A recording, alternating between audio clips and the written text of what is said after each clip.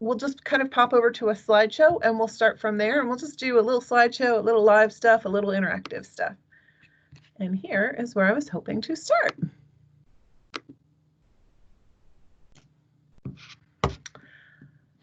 So we are oh good, I did the recording thing. And welcome to Immersive Reader, where accessibility is free for everyone. Microsoft has been doing a ton of work. I just want to make sure all my things are on. Okay, good. Hey, if you can hear me, just type an emoji or hi or something in the chat. I just want to make sure we're good. Okay, good. Thank you. All right. Oh, thumbs up and all the good things. All right. Lots of perky people here today. So Microsoft has literally made it their mission. It's part of their mission statement, where accessibility is a huge movement, a huge push. And they've got engineers and teams and product managers and all kinds of people working on just thinking about everything about every product and working on ways to make it accessible for anybody with any condition, ability, disability.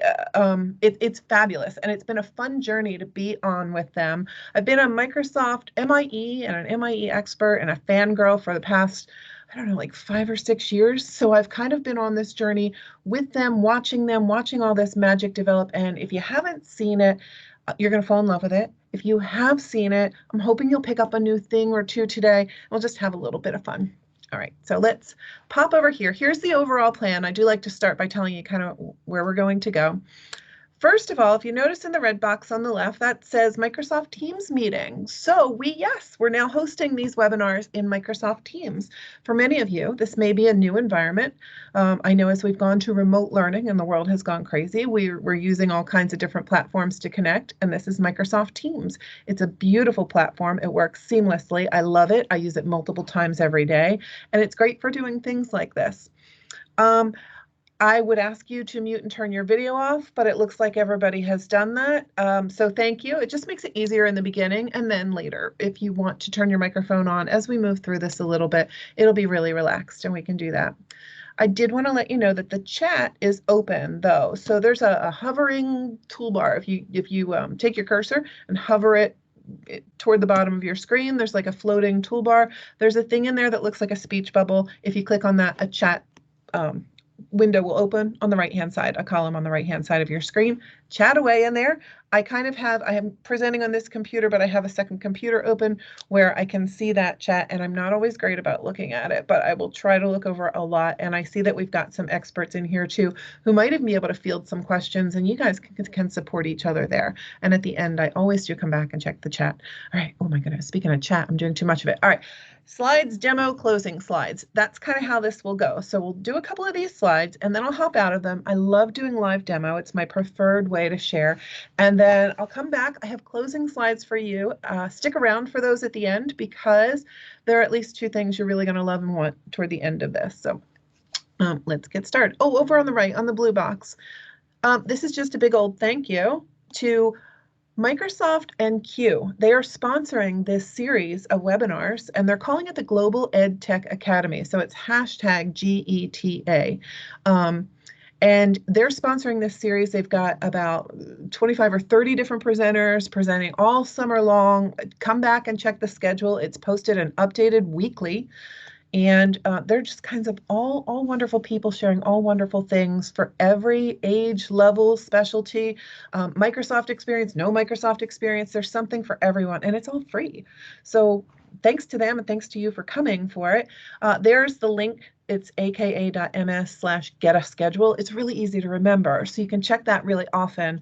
Like I said, it's updated weekly, and there are all the hashtags that we're using. Next page. This is a little bit about me if I haven't met you, and I know a couple of people in this group, but if I haven't met you yet, my name is Kathi Kersznowski. I'm coming to you from southern New Jersey, where it's pretty nice out today. I hope it is where you are too. I'm a technology integration specialist, which means I'm a tech coach. I work with teachers and I support teachers on ways to integrate technology in purposeful and relevant ways in their instruction, and I love my job. I am a presenter. I do some keynote speaking, and just a couple other things about me. I have a Facebook page. Just where I share tech tips and tidbits for teachers, and that's called Integration Innovation. I have a side business for some Edtech consulting. That's also called Integration Innovation, LLC. So I do some of that work. But then just me at home, like now in my sweats and stuff. I'm a wife to my awesome husband, Matt. I'm a mom to one son. He's a 21-year-old college student. His name is Ryan. He's home from college right now. And I'm a mom to a poodle, a 10-pound little black poodle named Bridget. I'm also an avid coffee drinker. I like all those things there, traveling, camping, fishing, and I am definitely a nap taker. I see one in my future today. Anybody else love naps? Kathi, we only see your video of the beautiful, oh, you can't see my slide deck? Oh my gosh. Thank you for letting me know that. Dang. Of beautiful me. Oh, that's the last thing you need to see.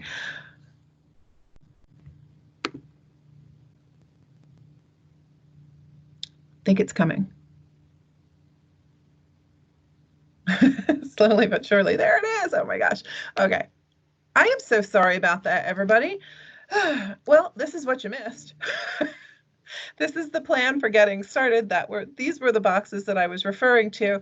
And this is the a little bit about me slide I was just going through. I was on the second to the last bullet explaining that I'm a nap taker, and I'm also a soon-to-be author coming out in 2 weeks, maybe 3. First book I ever wrote. I co-authored that with the amazing Becky Keene, and it's called Sail the Seven Seas with Microsoft Education. And we're so excited. I've not seen it in print yet myself, but it's coming out in 2 to 3 weeks, and I think you're all just going to love it, whether you've seen Microsoft products or not. We wrote it purposely with that in mind. It's educator stories from all over the world doing incredible things with Microsoft. And Immersive Reader is mentioned quite a bit in that book just because of all the things it can do. On the right, there are a whole bunch of badges and companies that I'm affiliated with and work that I do. I try to stay up to date on as many EdTech products as I can, but I'm going to start by saying, and I like to point this out at the beginning of my webinars, this one here says MIE Expert. I love that badge. It means a lot to me, but I have to tell you, anytime anybody calls me an expert, I get a little nervous because even experts can't know everything. So I try to keep my finger on the pulse. I try to stay up to date. I try to read everything when it comes out, but I know sometimes there are things that you will ask me and I may not know. So I'm an expert to a point. Where I'm really lucky is that MIE expert thing, I'm part of a community of people who are MIE experts. And what I don't know, I know someone who does, so I can always get an answer. If you ask me something and I don't know, no worries. I will find it out for you because I know a lot of people who are smarter than me and know different things than me. So let me get this guy down out of the way. And next slide. Right. I want to go through very quickly some learner scenarios. Think about yourself and where you teach and the class that you have now or classes in the past, other teachers that you know. I'm pretty sure that you will say yes to every one of these, but it's something to think about because all of these are problems or issues for which, well, you'll figure out why. So let's take a look at a few of these. Have you ever had students who couldn't read call the teacher over, call you over perhaps, to come read it to them? Whether it was a text, an assessment, or even the direction. At elementary level, all the way up to high school, even higher ed, have you ever had a student who couldn't read and say, hey, I can't read this? And so you come and you're sort of the guide on the side for that student. I'm raising my hand over here. I've been that teacher, and I know that I've had students like that. Have you ever had students submit rough drafts to you a dozen times, and you just keep returning it with all these corrections? Because every time you give it back, they think they've corrected everything, but it comes back to you and it's still not right. The kid just didn't notice it. Have you ever had that happen? Have you had teachers or classroom aides or parents or somebody in your school act as a scribe for a student who had difficulty writing? Literally an adult comes sit, or another child sometimes comes sit by the side of a student who just didn't have writing, whether it was a physical handicap or a writing block of some sort or just dysgraphia. Have you ever had that happen? Have you ever done this? When a student didn't know a word's meaning, oh, and I was famous for this, you sent him or her to go look it up in a classroom dictionary. Remember how that stoppage in play totally interfered with the flow necessary for comprehension. So you've got a kid reading a book and they come to a word they don't know. And now you're going to make them get up and physically move to the back of the room and get one of those, 17-pound dictionaries and look it up. And by the time they do that, they forget what was happening in the story or in the text.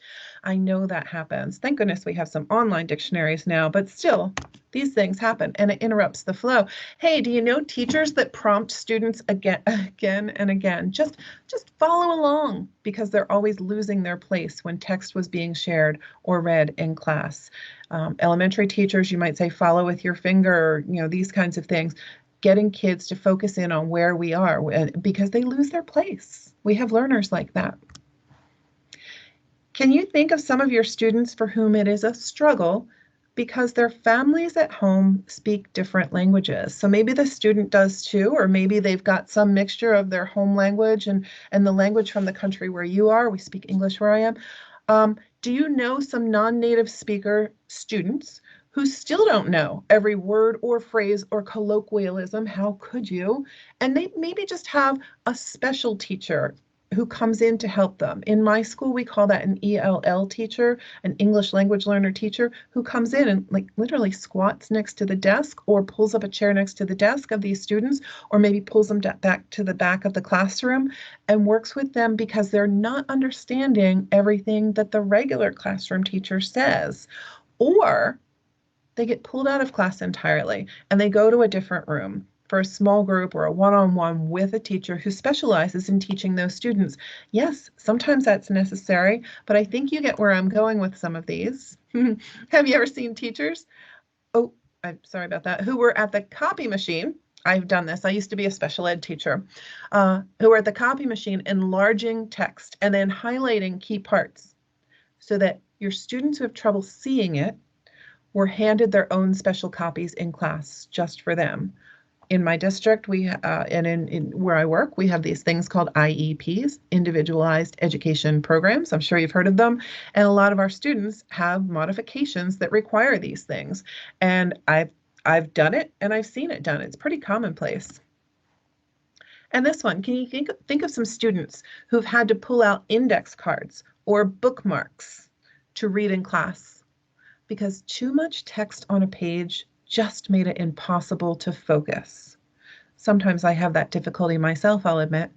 And as a teacher, have you ever just copied chunks of text on individual photocopied pages just to reduce visual distractions? Get the stuff out of the margin, get the pictures off the page, just make it big and white and clean and clear for students who just have trouble focusing.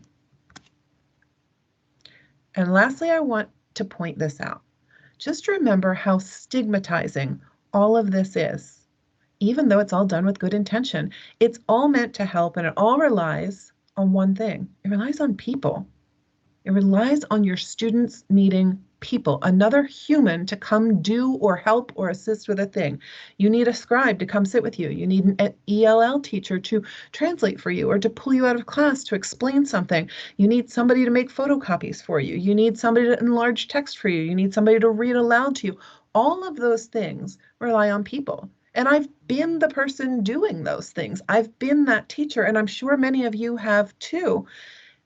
And I think, as I've alluded to, as I've gone through every one of these challenges, I think of them as the way things used to be, because thanks to Immersive Reader, we have these things that are built in. They're built into a lot of the Microsoft tools and non-Microsoft tools, as I'm going to show you. So let me hop out of this PowerPoint now. Wait, I think. And talk about Immersive Reader. There we go. So that right there is the icon for Immersive Reader. And you may have seen this in Microsoft products, or maybe it's totally new to you, but you're definitely going to want to know and recognize that icon in your life. Wherever you see that, it means Immersive Reader is available and it's enabled and it can be activated on the program or the site or the whatever you're using. So that's a really valuable, powerful icon, and it's going to become your new best friend if you're not already using it. Oops. So let me get out of this for just a second. I want to go to a live demo, and I want to talk about what Immersive Reader is, and I want to start over here. So I'm going to show you what Immersive Reader is and the magic of it. And your mics aren't on, but I'm going to pretend that I can hear you going, ooh, the shrieks, the joys, the sighs, the gasps, and all those great noises, because it's just that amazing. So here I've dropped some text into a Microsoft Word document, and this is Microsoft Word Online. We have the desktop version, we have the online version. Microsoft does that. They kind of give us two ways to get to each tool that they have. So I know I'm in the browser version because the URL is up here and I've got all those tab things. I'm actually in Edge browser, Microsoft product, and I've dropped in this text. Up here are these things called tabs, right, on the ribbon, and one of these says review. And if I click on review, there, oops, wait a minute, hang on a second.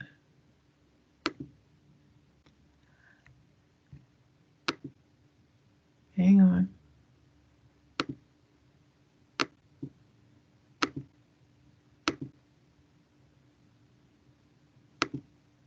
There we go. I'm sorry, it was on the View tab. I'll show you, it's in different places and different things, but it's on the View tab. Look, there's that icon I told you about. It's the Immersive Reader. So if I click on this, this is what happens. Let me get rid of these tips because I'm going to walk you through those. So here's my page with text on it. And look what happened. It made the page big, right? All the distractions are gone. This is great for focusing right off the bat, but there's so much more that this can do. I'll start at the bottom because this is my favorite, and this is usually everybody's favorite. This is now possible for your students. Learning tools. Learning tools. I mean that. If I click back up here. Paraprofessionals and even parents, the most critical thing that you should do is to learn about learning. Can you all hear that? Is it projecting the system volume? Yes. Oh, great. Good. Okay. So it's reading it aloud, but I noticed a couple things. I noticed that that was going a little fast. I'm going to turn this up a little bit. It was going a little fast. Now, I am a learner who likes things read fast. That's my style. I like to get through text quickly. But I have students who no way, no how could follow along with that. Learning tools, and then show all your students how to use them. So let's pretend you had a little girl who couldn't read this. There's no way she was going to access this, and so she needs to have it read aloud to her, not by a human, but by this machine, by this tool, Immersive Reader. She can turn on Immersive Reader on her own computer.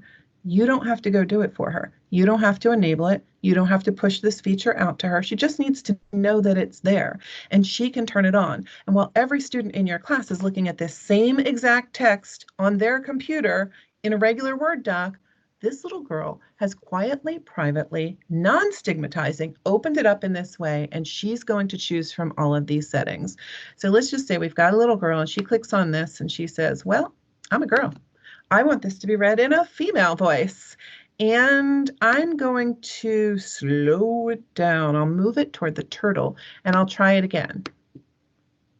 First of all, everyone needs to know that Microsoft Learning Tools are free. And this little girl has decided the exact speed and voice that she wants for this.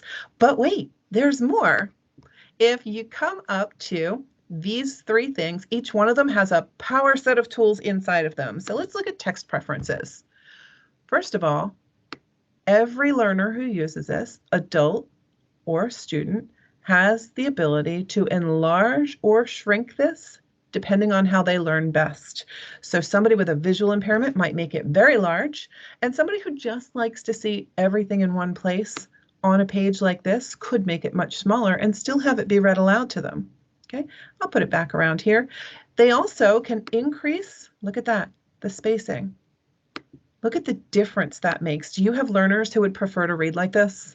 I know I do. And they actually can also choose the font too. So there are three font choices. Microsoft has done a lot of research, and they work with a dyslexia organization, and they have learned that Comic Sans, which has been the laughing stock of many people in the computer world and community, it's been the butt of some jokes. Comic Sans, oh, don't use Comic Sans, but evidently dyslexic people find that it's easier to read the way that the font is. It's just easier to read. So a lot of them will choose that. So imagine this little girl, she chooses the one she wants, and then look at this. So students who have visual impairments or learn better when they read not black on white text, but any of these others, they have color choices. And in the beginning, when I teach this to a class of students, I always teach it to a whole class at a time. I want every student to know about this. I'll tell you more about that in a second.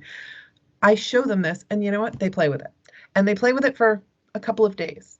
And then it's not fun anymore. Then it actually takes them longer to get their work done if they're just playing. So they find what works for them, they know it, and then they turn that on when they need it. But in the beginning, it sure is fun to try these, sure. So I give them some playtime the first day that I introduce it. Okay, let's come over to this next thing over here. And this has to do with parts of speech, but this is my favorite. So I work mostly at an elementary level, at a primary level. And this syllabication feature, watch what it does when I turn it on. This is now easier for my students to sound out. So I have students who have grit and will stick with it, and they're not going to go straight to having everything read to them. They'll actually try to decode first. Bravo for those kids.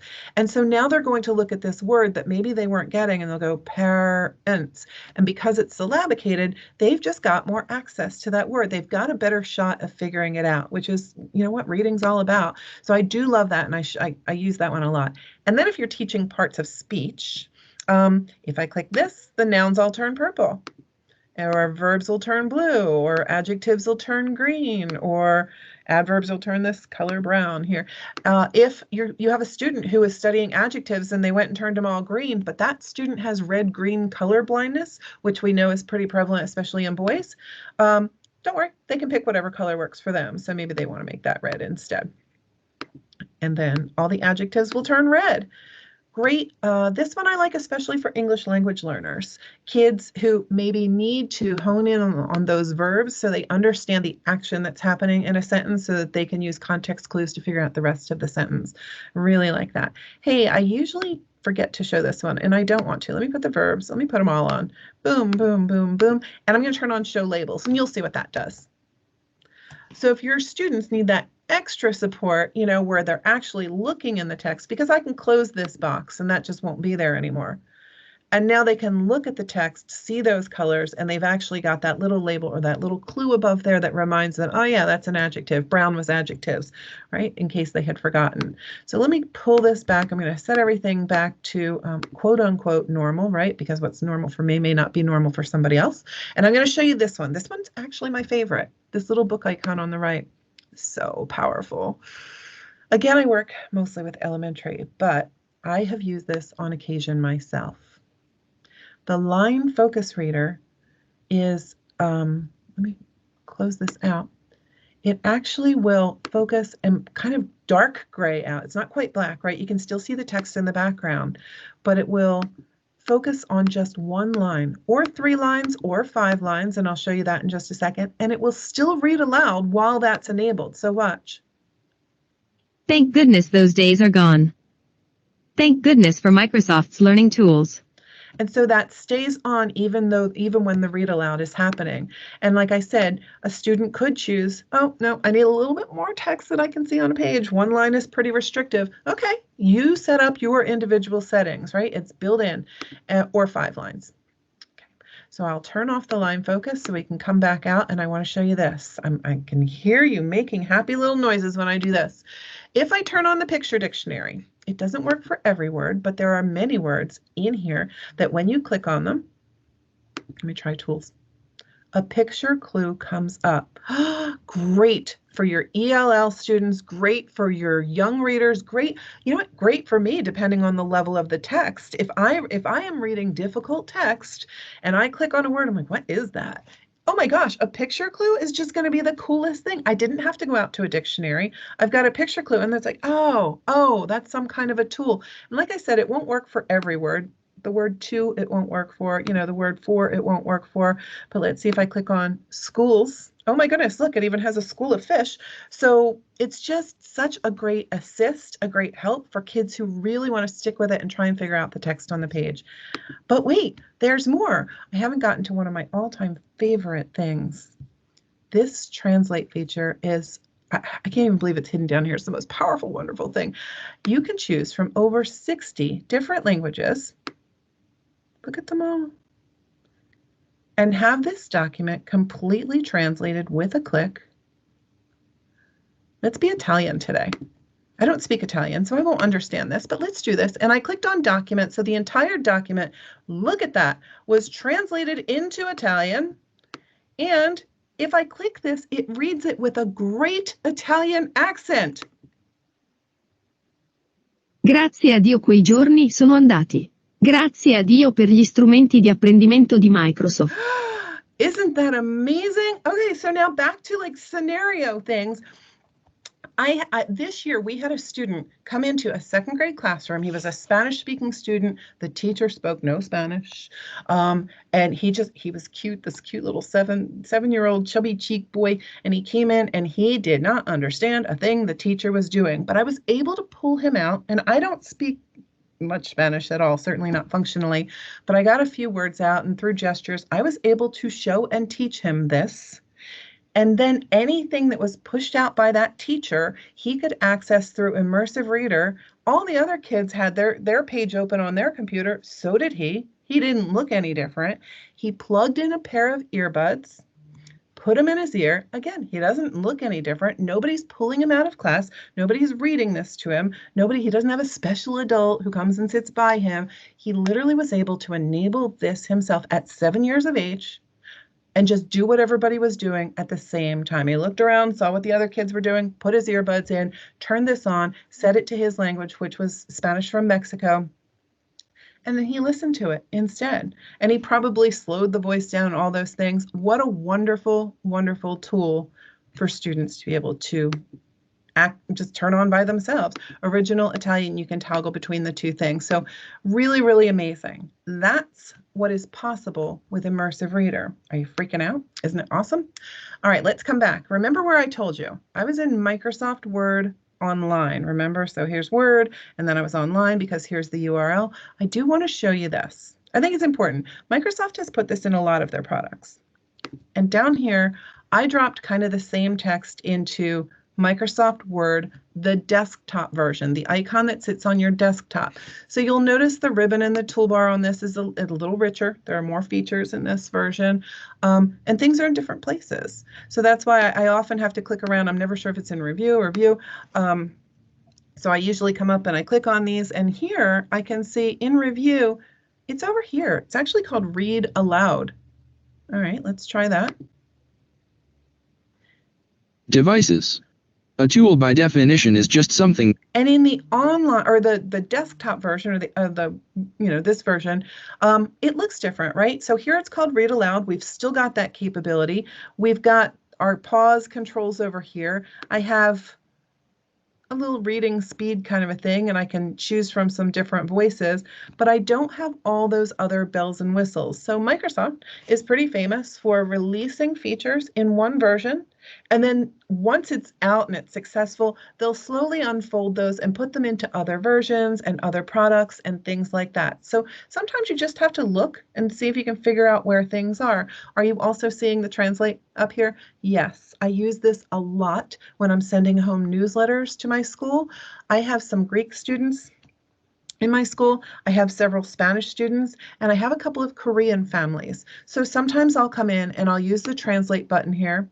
And let's say this was a newsletter that I was going to send home to families, right? I can translate the entire document, and this is in the desktop version. And Microsoft Translator opens over here on the right. So oops, I don't know where it just went. That was weird.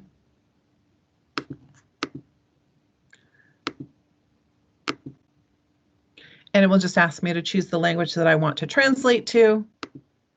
So, oh, I guess I clicked too fast. I just translated the whole thing to French with a click.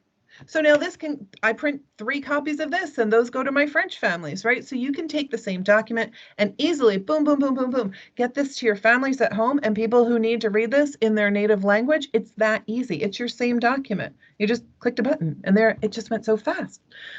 All right, I want to show it to you on a couple other products. So I'm going to head back online into my Edge browser, and this was Immersive Reader like I showed you in Microsoft Word Online. Oh, I did forget to show you something here. So let me come back and go back to my Home tab. Guys, I use this every day. every day. I use this on my phone. I use this all over the place. This up here has been so handy. In the beginning of this webinar, I told you that I just wrote a book. I co-authored a book. I use the dictate feature all the time, and it will let me click this button, ask me if it may use my microphone. Usually only asks me once. Hello, and welcome to this fun webinar. I dictate what I'm thinking a lot. I multitask. It helps me get things done. So sometimes I'll be typing on one computer and I'll be dictating on a second computer. And by the time I'm done, I've written an entire document or a letter just by talking while I was doing something else. So that's super handy. Dictate is officially not Immersive Reader, but it comes under an umbrella term that Microsoft calls their learning tools. So that's Immersive Reader plus the dictate feature, right? And then the translate feature, which is built into things too. But wait, there's more. Have you heard about Microsoft Forms? Microsoft Forms is pretty much what it sounds like.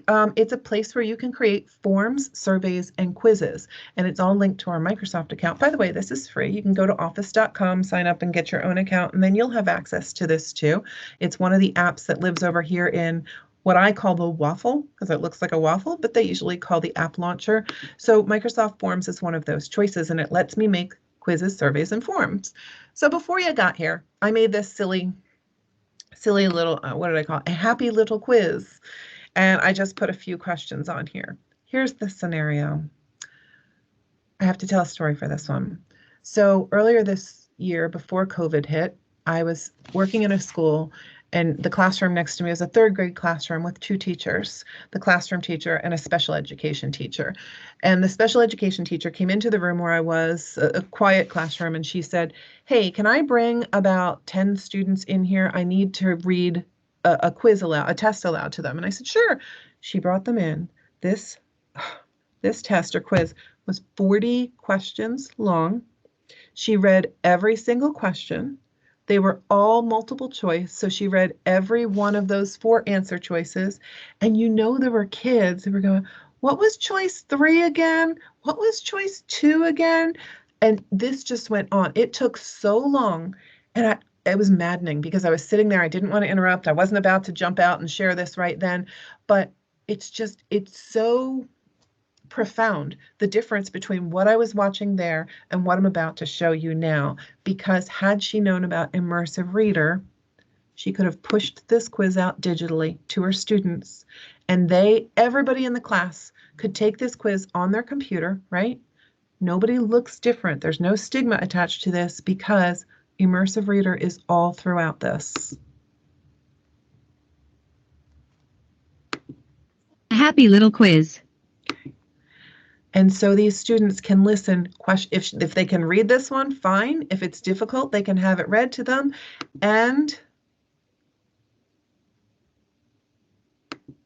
1. What color do you get when you mix blue and red? Yellow, orange, green, purple. Can they go back and hear one of those words again if they missed it? Sure, they can click right there. Oh my goodness, there's a picture Orange, on. Green. And so all that access, again, if they slip in earbuds, everybody in the classroom, 25, 30 kids have their computers open.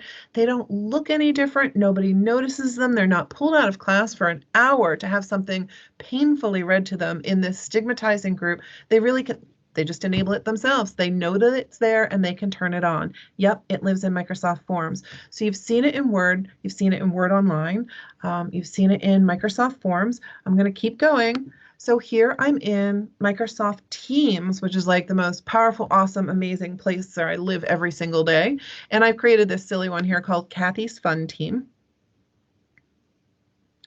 And before you all got here, I went in and I dropped some text into this conversation area. So here was something that I dropped in there. And a lot of people don't know about this one yet, because on this one, you kind of have to hover until you get this cute little emoji thing. But 3 dots, whenever you see 3 dots, click on them. There's good stuff. I call it the Dead Snowman sometimes, right? Because it looks like a snowman laying down. So if I click on the Dead Snowman, and then there it is, Immersive Reader. So it's going to help me even in Teams.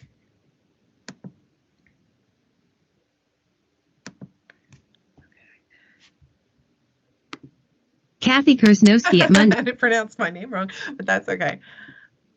All right, so it lives in Teams, just so that you know, it's hidden in the 3 dots menu. Cool, Immersive Reader is there. And guys, you know what?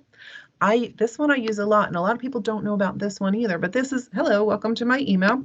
And I emailed this to myself earlier today, just so that we could have a demo.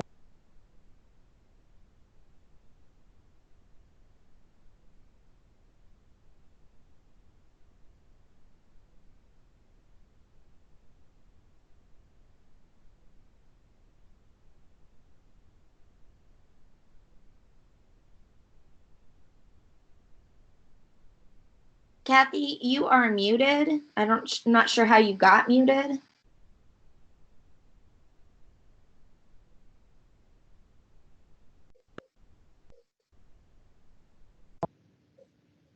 Can you hear me now?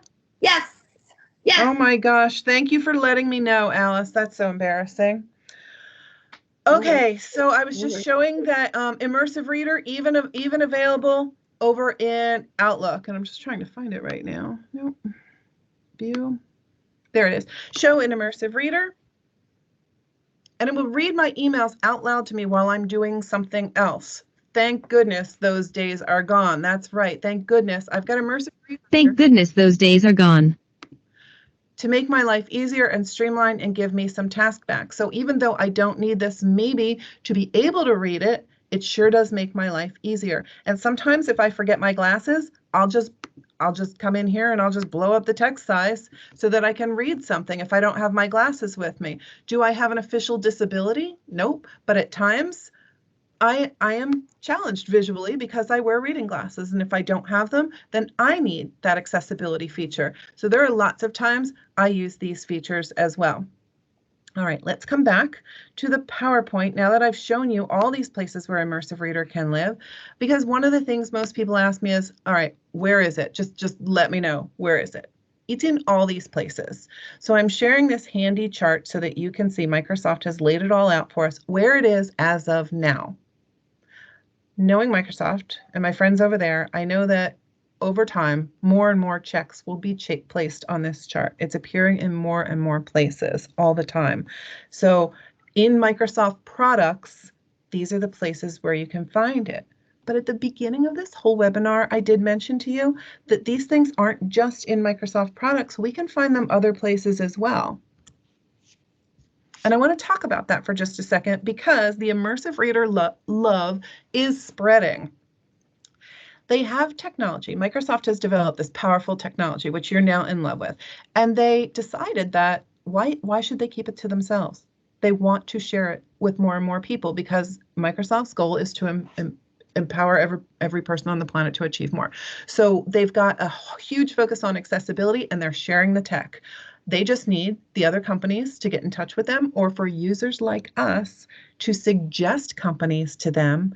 And they have a team at Microsoft who will liaise with those other companies and make sure that that integration happens. Yes, they give them that technology, and other companies have been taking and embracing that. At the bottom of this slide with too many words on it, there's a sentence that says, if you have a favorite EdTech app, publisher, or site, please let me know, and I will pass it along to the people who can make it happen. I've referred a couple of other EdTech sites to Microsoft, and now they have integrations with Microsoft, whether it's through Teams or through Immersive Reader, and it's been really fun to watch it happen. All right, you want to know where it all is? Look at this. Bet you know a few of these, don't you? I'm just looking through to make sure it's everybody. I wouldn't even be surprised if there are one or two more that I don't know about here yet, but Buncee is one I use all the time. Buncee has done a fabulous integration. They've got Immersive Reader. So students who are using Buncee, and my school is, those students know that there's that icon, and they can turn on Immersive Reader right from there. Nearpod has embraced it this year, and that's been really well accepted because we know, especially with remote learning, a lot of people are using Nearpod. Guys, these are non-Microsoft companies using Microsoft technology and giving that Immersive Reader accessibility feature to their users. It's been profound and it's really wonderful, and I love to see the way it's developing. So if you use any of these products, go ahead and try it. See if you can find the Immersive Reader icon and enable it and teach your students about it. If you are looking at this and going, wait, but what about, let me know and I will get that word over to Microsoft. Recently, I've been on a bender to try and get them to, actually, Microsoft's all about it. I'm trying to nudge Seesaw to integrate Immersive Reader. If you're a Seesaw fan, you know what? Go ahead and tweet that at them. Say, Seesaw, we want you to have Immersive Reader. Talk to Microsoft at Microsoft EDU. A little pressure from Twitter never hurts. And I've kind of been working on them on that. So let's wait and see if it shows up in Seesaw. Let's keep going. I have some more fun happening with me on Microsoft. Like I said, this is a series that goes all summer long, and there are all kinds of presenters, fun presenters on all kinds of topics for every subject, every grade, every tool, every platform, every pedagogy that you can think of, and it's so much fun. I have a few recordings already posted over at Q's YouTube channel. So if you look up Q YouTube, I think I have the link coming up for you. And this is being recorded too, so it will be posted there as well.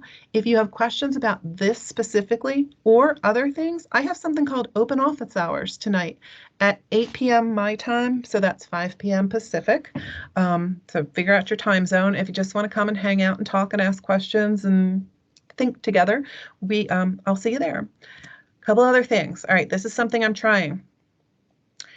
I made this in PowerPoint. I made you a virtual certificate of webinar attendance. Is it official? Nope.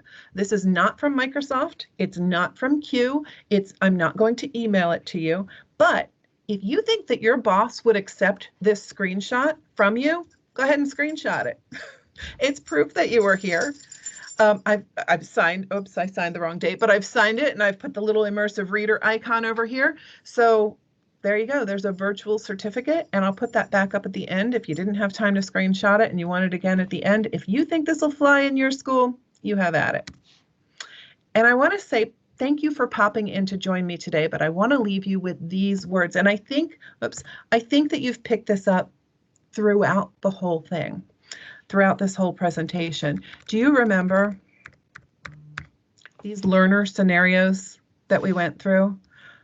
Students who had to call a teacher over to read to them, students who had trouble with writing and were continually resubmitting things, being teachers who were scribes, kids having to look up words, kids who couldn't follow along and keep losing their place in the text. You can see now how Immersive Reader combats all those, right? It's just that assist that they need, and it enables them. The translation feature, right, for translating all the documents, all of these things that were problems perhaps for you before today aren't anymore, thanks to Immersive Reader. And so I'll leave you with this story of my learner scenarios. When this was first launched in my school district, it was about 2 years ago. And Immersive Reader was actually at that point not integrated. It was an add-on. So we actually had to go and search an add-on and have it installed on devices. And my IT director said to me, "Oh, Kathi, this sounds wonderful. Get me a list of all the special ed kids and I will have it pushed out to their devices or the device that they use." And I said, no.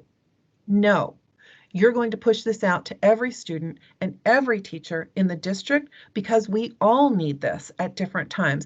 This is something that goes to everyone. And it actually made his job easier because he didn't have to work off a list. It was pushed out to everyone as an add-on, and now it's integrated. So it's built in, it's mainstream, it's non-stigmatizing, and it's free, as my friend Mike Fulfson would say, and it's out there for all of our learners who all need to access it. So when you show this to your students, do a whole class demo. Don't pull your special ed kids or your Title I kids or your ELL kids out and just show it to them. Show it to everybody.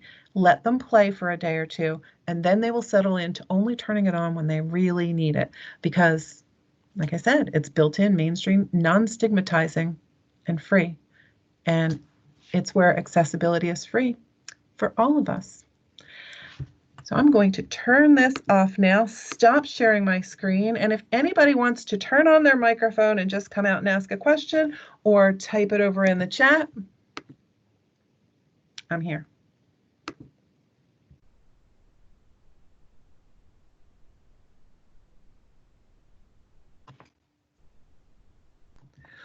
Wow. Okay, let's see. Oh, Linda, you were trying to tell me my mic was off. I'm sorry, I wasn't checking the chat. Oh. I don't see any questions. Anybody want to turn off their microphone or just ask a question? Anybody want to share their excitement about all the ways you're going to use this?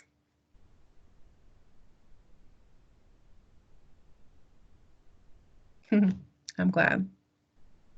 Well, I'm going to stop the recording then. And my email was, my Twitter handle is @Kerszi, Kerszi. I will type that in there right now. I will type my email in there right now. Oops.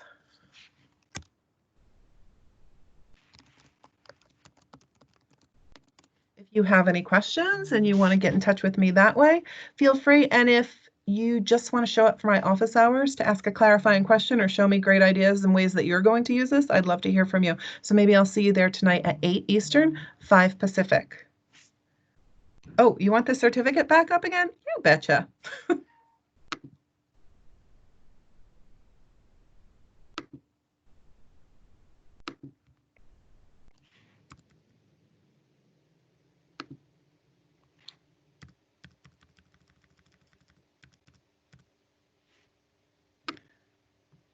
There you go. And down here in the corner is my email and my Twitter too. So if you screenshot this, you've got those as well.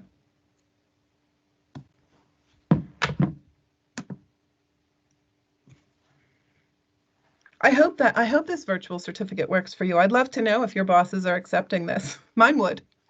So I thought it was worth a shot.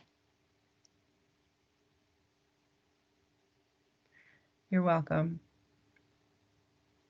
All right, everybody. Thank you so much for coming. Go use Immersive Reader. Let me know how you're doing with it, and just let me know if you have any questions. I hope you enjoy the rest of your day.